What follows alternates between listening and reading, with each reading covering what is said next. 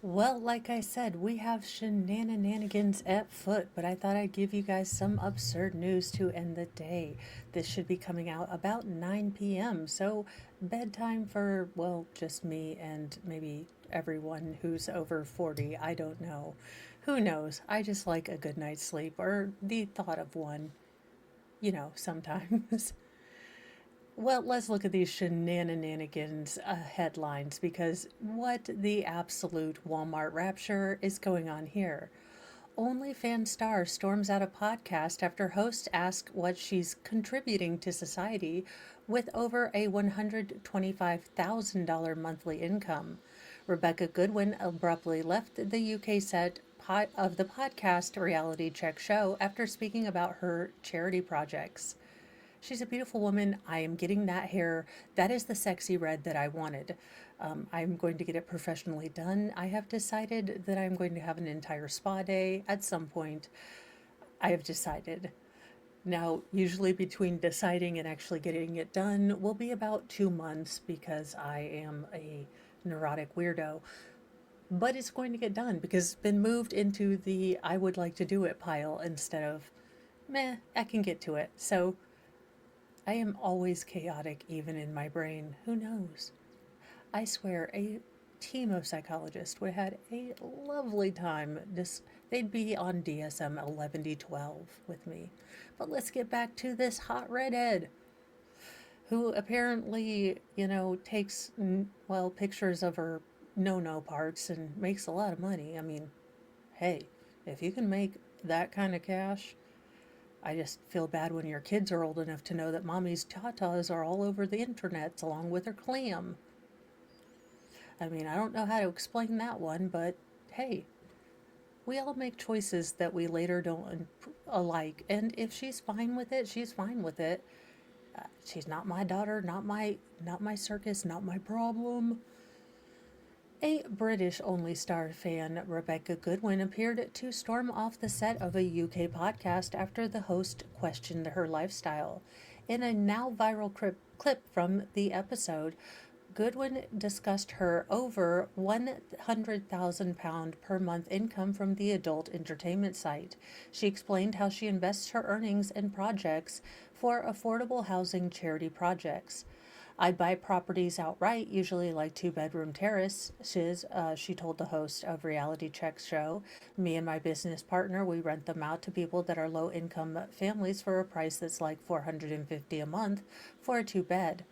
At one point in the episode, one of the hosts asked Goodwin, quote, apart from the things that you're doing with charity and that, which is really good, by the way, what are you actually contributing to society with the work that you do? And I apologize, I've had to open my window. It is nice outside. We're airing out the house just a little bit to get maybe that winter staleness out. And the neighbors have decided to use their chainsaws because I'm streaming and that's why they're doing this. I'm just kidding. No one cares. It's a nice day and people are getting stuff done. So I'm happy that we have a nice day. At one point, she defended her job by explaining she pays taxes, which are what makes society run. She continued to ask, why does my job have to contribute to society? My job is contributing to making sure that me and my kids are okay. She does have a point. I mean, if this is how. Look, I wouldn't do it. I have way too much body consciousness to even attempt to put an, spicy picture on the interwebs. But if she's okay with it, if she can live with it, I don't care. If men want to look at her no parts for money or whatever she does, I don't even know if maybe it will not be full no parts. I'm guessing with over $100,000 a month, you are showing something. But if she's okay with it, I'm okay with it. And if she is, contributing to society, can we be a little less judgy? I mean, she's a beautiful woman. She may do something you don't agree with. You may not think that it's right for her to show no bits, but it's her life and she is contributing. She is paying taxes and she is, raising her family. And if she's okay with it, why do we have to have an issue? That being said, I wouldn't put nudie pictures of myself on the internet. They are forever and they never go away, and you will have to explain to your kids why your no parts are on the interwebs.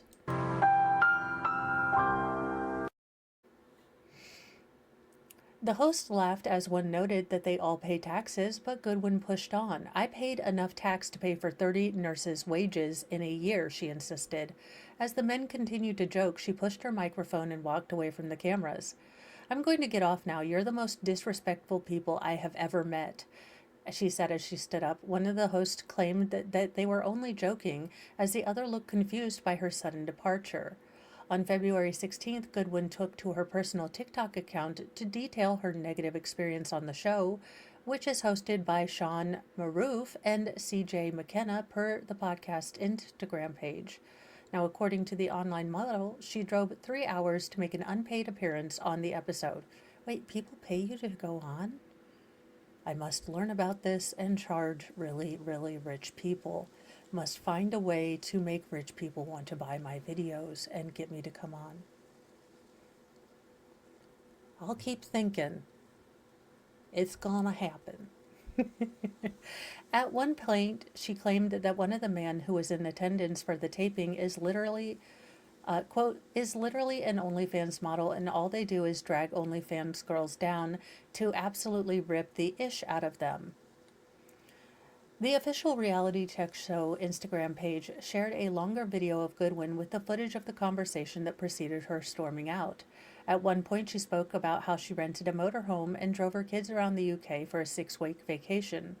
During her explanation of the journey, the host continuously interrupted her to joke about the road trip, prompting the OnlyFans creator to leave the set. Quote, ask yourself this, is she really intimidated or bullied by 3 men on a podcast?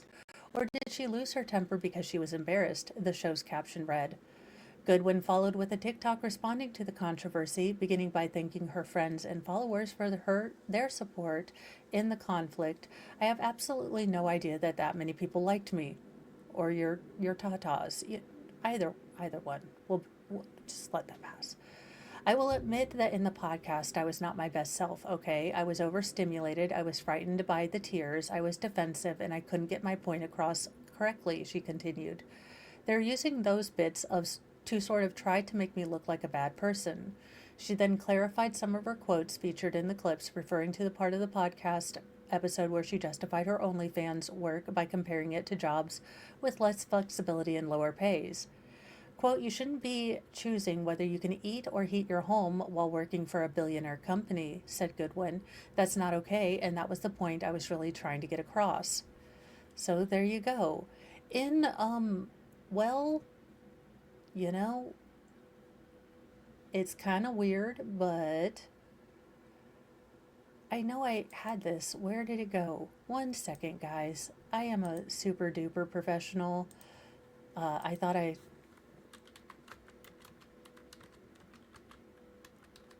let's hope I spelled that right. No, I didn't. All right, in other weird news, we have Nostradamus making a startling prediction about Pope Francis' health and his successor. Looks like we'll be seeing white and black smoke, according to Nostradamus. Of course, he's kind of weird. He writes in, I don't know, reverse iambic pentameter, and everything he says is so vague we don't know what he's talking about, so maybe he saw things, or maybe he was high as balls. Allegedly in Minecraft. I mean, I don't know what they had back then, but maybe morphine, and who the hell knows. I'm just saying, I don't know if Nostradamus was real. But he could be. It would be fun to believe that someone could see the future. Although why they wouldn't change it, I don't know. But there you go. What do you believe? Experts are saying that the French astrologist and soothsayer Michel de Nostradam, or Nostradamus, may have predicted Pope Francis's death and successor. Referred to as the Prophet of Doom, Nostradamus is believed to have foretold major world events such as the Great Fire of London, Mr. Hankety Clankety from Austria, a painter, 1920s, his rise to power, the September 11th attacks, the Koof pandemic, and last year's New Year's Day earthquake. His famed book, Les Prophéties, was published in With 1555, Nostradamus was or gifted the world with predictions of war, pestilence, natural disasters, civil unrest, political assassinations, and other doom and gloom. He just didn't find the right wavelength. He was using that screaming bowl, and it went to sad. Maybe you have to reverse it to go to happy. He couldn't have told us like, "Hey, Michael Jackson's going to make a great album," or you know, "Fast and the Furious will end at some point." Although I do want a Fast and the Furious and Expendables crossover, I just feel like that would be redonkulously funny. I would pay to see it. Of course, I'm weird and not, maybe your target audience. Back to the story. So, the latest of his vague and sometimes obvious predictions, which heretics have latched onto, is Pope Francis's critical condition. Back in the 16th century, Nostradamus wrote, quote, "Through the death of a very old pontiff, a Roman of good age will be elected. Of him it will be said that he weakens his see, but long will he sit in biting activity." Well, looks like he's gonna be there for a long time and do absolutely BS. At least that's how I interpreted it. I realized I had my mini heater on with the window open, and Mr. Mo would probably be not happy since he is kind of the electricity warden here, and absolutely it is wasteful. So there you go. He then added, "In the final persecution of the Holy Roman Church, there will sit Peter the Roman, who will see or will pasture his sheep in many tribulation. When these things are finished, the city of seven hills will be destroyed, and the dreadful judge will judge his people. The end." Well, it sounds like a lovely story.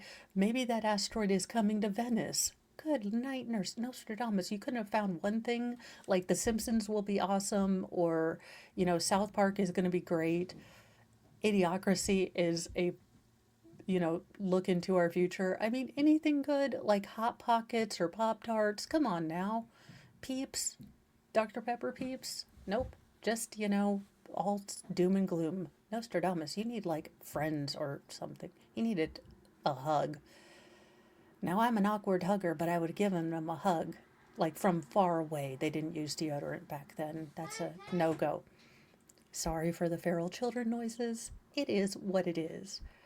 Now, Pope Francis is currently on his 10th day of hospitalization for complications from a lung infection that has caused the early stages of kidney insufficiency, the Vatican said. The 88-year-old is said to remain in critical condition, although the night passed well, as he remains in good spirits. Now, medical professionals have warned that his condition is unstable due to his age, fragility, and pre-existing lung disease. In New York on Sunday, Cardinal Timothy Dolan acknowledged Catholics are united at the bedside of a dying father.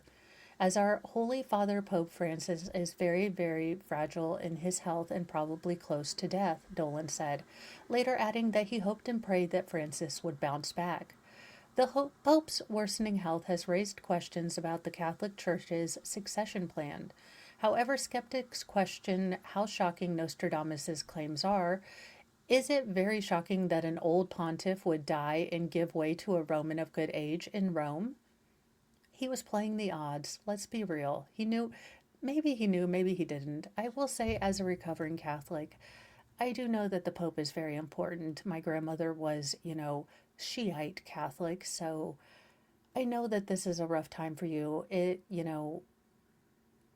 can be uncertain when you don't know who your leader is and what's going to happen next. And I hope that he recovers and, things are okay for the Catholic Church. I didn't leave it angrily, it just wasn't my jam. And it is some people's jam, and I appreciate that and hope that everything goes well for them. Now, in something you might need to know if you didn't know this, and I do have a little bit of motion sickness when I'm not driving, so this is good to know. iPhones have a built-in motion sickness feature that no one knows about. Anyone who's ever sat in the back of a car or a bus probably understands the motion sickness, nausea, headache, dizziness that come from reading a book or staring at a screen while in a moving vehicle. Research says it's quite common, with 59% of people reportedly experiencing the phenomenon either in adulthood or childhood. If anything, the advent of smartphones has made motion sickness even more common. Who hasn't checked emails or social media as they ride in the passenger seat? Motion sickness stems from our balance system, which is made up of a few different parts, including your vision, inner ear, as balance sensors in all of your muscles through the body, said Dr. Mohammed El-Wake, an assistant professor in the Department of Orthonolar- Orthohynology. I have a head and neck surgeon. You couldn't have just said, you had to be all bougie with your medical terminology and, make me say something I can't say, like I have, phonics with me. The god of phonics is not with me, okay? You could have just said head and neck surgery at Rush University Medical Center in Chicago. All of that information has to come together, and the brain has to integrate it to make sense of it so that you have a good sense of where you are in space and if you're moving that and what direction you're moving in, he added.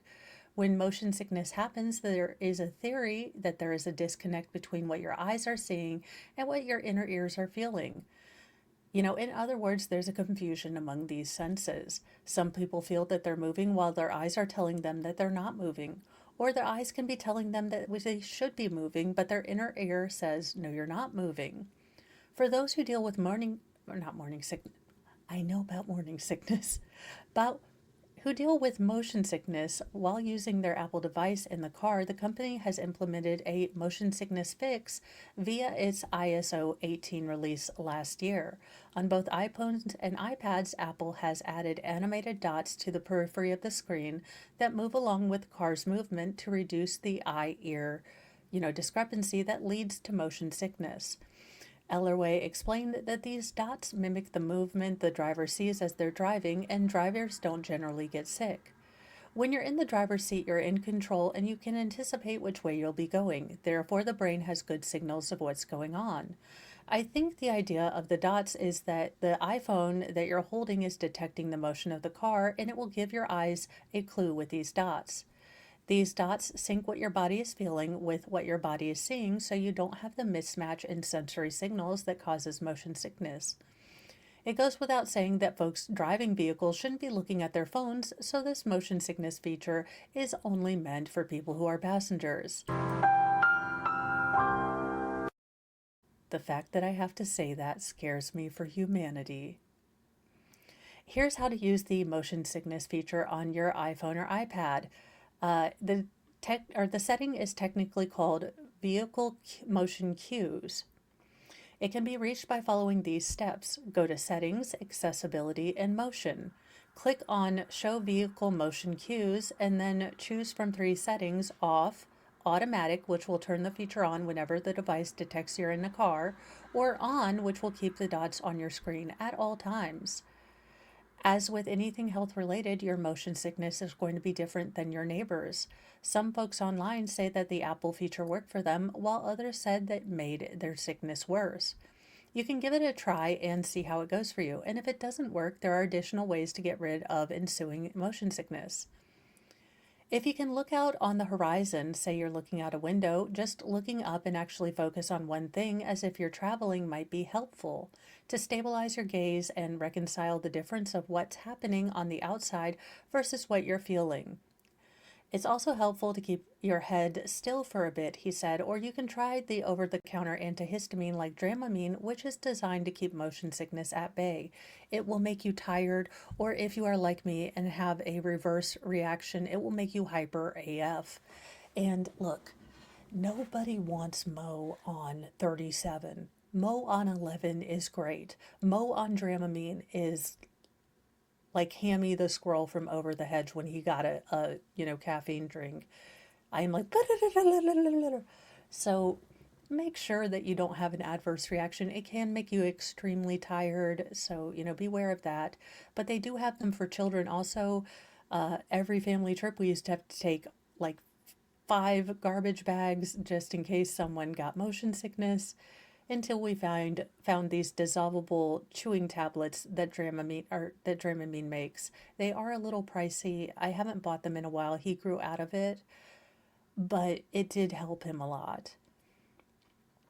You can also talk to your doctor about prescription patches if you find your motion sickness is really getting in the way of your day-to-day life.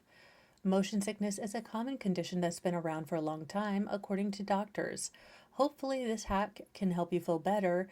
I did want to share this. I sometimes get good Lord, motion sickness. I do not get morning sickness. We have closed both of those factories for good. We have Bob Barkered ourselves, spay and neuter your parents so you don't have any more siblings. We are Bob Barker approved, okay? I don't want to do morning sickness again. Any hoozle. This has been, Shenanigans, Newsy Nuggets, those stories that are a bit shenanigan-y, not really, quantifiable in a category, and just something fun to end the day. I hope that you guys enjoyed this. Please like and subscribe, leave comments, do all the things to get me up in the algorithm.